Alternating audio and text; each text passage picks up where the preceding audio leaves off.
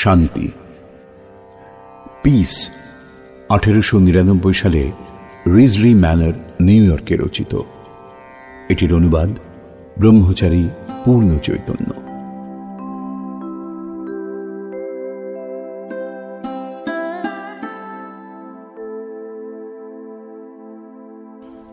ওই দেখো, আসে মহাবেগে মহাশক্তি, যাহা শক্তি নয়, অন্ধকারে আলোক স্বরূপ, তীব্রালোকে ছায়ার আভাস। আনন্দ যা হয়নি প্রকাশ, অবেদিত দুঃখ সুগভীর, অযাপিত অমৃত জীবন, অসচিত মৃত্যু সনাতন। দুঃখ নয়, আনন্দও নয়, মাঝে তারে বোধ হয়। রাত্রি নয়, উষাও সে নয়, উভয়ের মাঝে জুড়ে রয়।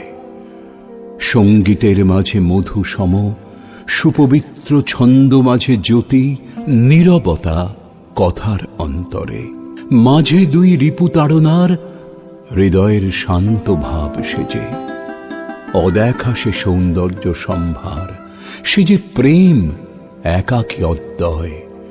অগাহিত জাগে মহাগান, অজানিত পরিপূর্ণ জ্ঞান। মৃত্যু দুই জীবনের মাঝে, স্তব্ধতা সে ঝঞ্ঝাদয় মাঝে, শুদ্ধতা সে ঝঞ্ঝাদয় মাঝে। মহাশূন্য যাহতে সৃজন, যাহে পুনঃ আসিছে ফিরিয়া।